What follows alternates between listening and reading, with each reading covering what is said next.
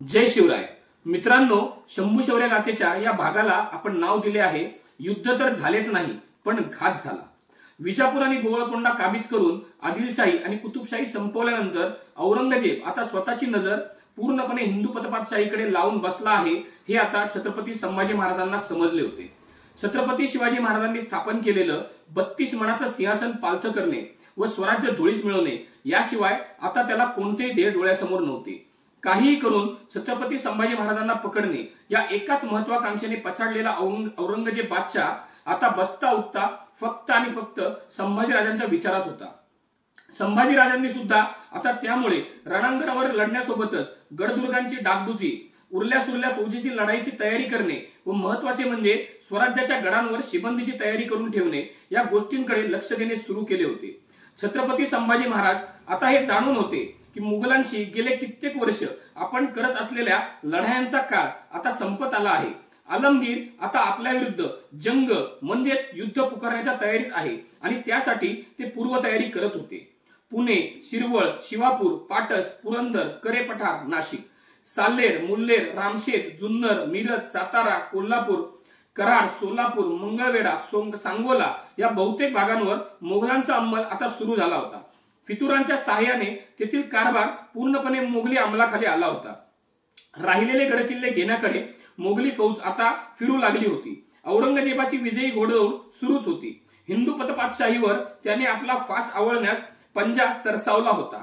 पट्टा किल्ला, अलंग, मदनकुलंग, रतनगड हे किल्ले काबीज करण्याचे काम सुरू झाले। नाशिकमधील त्र्यंबकगड, बागलाणमधील होलगड, तळ कोकणातील माहुलीगड मोगलांनी आता आपल्या ताब्यात घेतले। एकीकडे मोगलांचा संपूर्ण स्वराज्यात झंझावात सुरू झाला होता, तर दुसरीकडे खासा औरंगजेबाने आपले गुप्तहेर खाते एका खूप महत्वाच्या कामात लावले होते। ते काम म्हणजे छत्रपती संभाजीराजांविरुद्ध खडानखडा माहिती गोळा करणे। संभाजीराजांच्या मोहिमा व त्यांचा प्रवास यावर लक्ष ठेवून त्यांच्या प्रत्येक हालचालीची बातमी आता औरंगजेबाकडे पोहोचत होती। त्याच काळात छत्रपती संभाजी महाराज खेळण्याकडे म्हणजेच विशाळगडाकडे गेले होते। शंभूराजांच्या विशाळगडाकडे जाण्यामागे वेगवेगळी कारणे इतिहासकार सांगतात। त्यातील 2 शक्यता इथे मी तुम्हाला सांगणार आहे।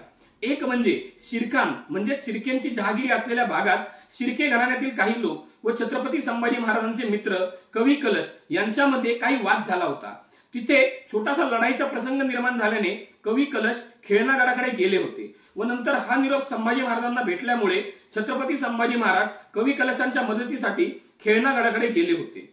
इतिहासकारांचे दुसरे मत म्हणजे ज्या काळात औरंगजेबाने पुकारलेल्या युद्धाविरुद्ध आपल्या गडकिल्ल्यांचा तग धरता यावा म्हणून संभाजी महाराज तयारी करत होते, त्या काळात विशाळगडाची डागडुजी करण्याचे व त्यावर शिबंदीची तरतूद करण्याची सोय करण्यासाठी व त्या कार्यासाठी छत्रपती संभाजी महाराज कदाचित खेळणागडाकडे गेले होते। असोत, खेळणा म्हणजेच विशाळगडाहून परत निघाल्यानंतर छत्रपती संभाजी महाराज रायगडाकडे जाणार होते, परंतु त्यांनी प्रवासामध्ये संगमेश्वर येथे मुक्काम केला।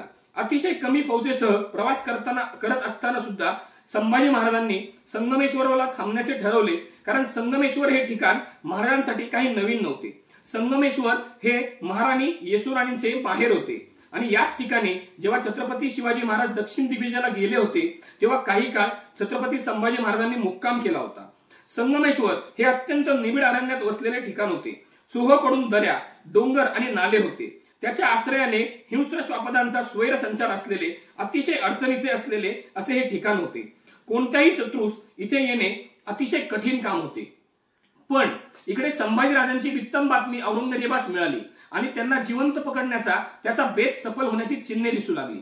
आलमगीर औरंगजेबाने शेख निजाम म्हणजेच मुकर्रब खान व ज्याला काही बकरकार इलाची बंग तकरीब खान म्हणतात त्याला पन्हाळ्याचे काम थांबवून अत्यंत सावधपणे संगमेश्वराकडे कूच करण्यास सांगितले। शेख निजाम 1000 पायदळ व साधारणतः 2000 कसलेले स्वार सोबत घेऊन संगमेश्वरकडे निघाला व अत्यंत खडतर व अशक्यपार प्रवास करत मुकर्रब खान संगमेश्वरात पोहोचला। दुसऱ्या बाजूला छत्रपती संभाजीराजांच्या सोबत सरनौबत मालोजी घोरपडे, त्यांचा मुलगा संताजी घोरपडे व साधारणतः फक्त 300 ते 400 ची फौज होती। छत्रपती संभाजी महाराज एका वाड्यात मुक्कामास होते। तिथे त्याच दिवशी त्यांनी अर्जोजी यादव व गिरजोजी यादव यांच्या वतनाच्या वादासंदर्भात न्यायनिवाडा केला असेही काही इतिहासकारांनी लिहून ठेवले आहे। निबिड अरण्यात वसलेल्या व शांत अशा संगमेश्वर मध्ये संभाजीराजे असतानाच खूप मोठा घात झाला. शेख निजामाने अतिशय सावधानता बाळगून संगमेश्वरात प्रवेश केला आणि हीच ती वेळ जेव्हा स्वराज्याच्या तेजस्वी सूर्याचा इतिहासालाही नकोसा वाटावा असा ग्रहणकाळ सुरू झाला.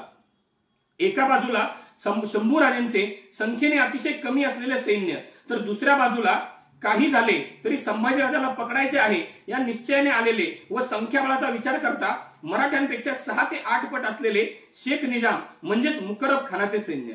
मुकरब खानाने अचानक हल्ला केला. मराठ्यांनीही शंभूराजांसाठी प्रयत्नांची पराकाष्ठा केली, प्राणांची आहुती दिली. स्वतः सरनोबत माळोजी घोरपडे स्वराज्य सूर्याला वाचवताना धारातीर्थी पडले. शंभूराजांचे लढतानाचे रौद्ररूप पाहून मुघल सेना देखील थक्क झाली. पण शेवटी शंभूराजे व कवी कलश हे मुघलांच्या हाती सापडले. इतिहासालाही मनोमनी मागे वळून जाऊन या क्षणांना, या प्रसंगाला खोडून टाकावे असा हा वेळ, असा हा काळ आणि असे हे क्षण होते. मुकरब खानाचा स्वतःवर विश्वास बसत नसावा.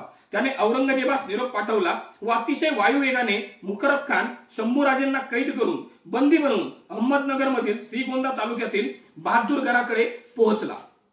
गेली 9 वर्षे दिवस रात्र संभाजी महाराजांच्या विचाराने पछाडलेला, जळी स्थळी पाशानी शंभूराजेंनाच पाहणारा, ज्याच्या स्वप्नात सुद्धा शंभूराजेच येत असावेत असा व जो गेली 9 वर्षे चातकासारखी संभाजी महाराजांच्या दर्शनाची किंवा अंताची वाट पाहत होता, तो औरंगजेब बादशहा आधीच अकलूज होऊन बहादूरगडाला आला होता. इथून पुढे प्रवास सुरू झाला आपल्या शंभूराजेने भोगलेल्या मरण यातनांचा. इथून पुढे प्रवास सुरू झाला साखळदंडात बांधलेल्या शंभूराजांच्या नश्वर देहातून प्राणमुक्तीचा.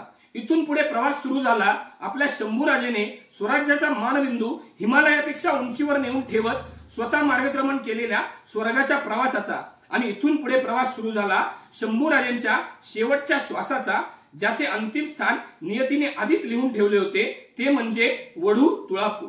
शंभू शौर्य गाथेच्या पुढच्या भागात आणि शेवटच्या भागात उद्या नक्की भेटूयात मित्रांनो. धन्यवाद. जय शिवराय, जय शंभूराजे.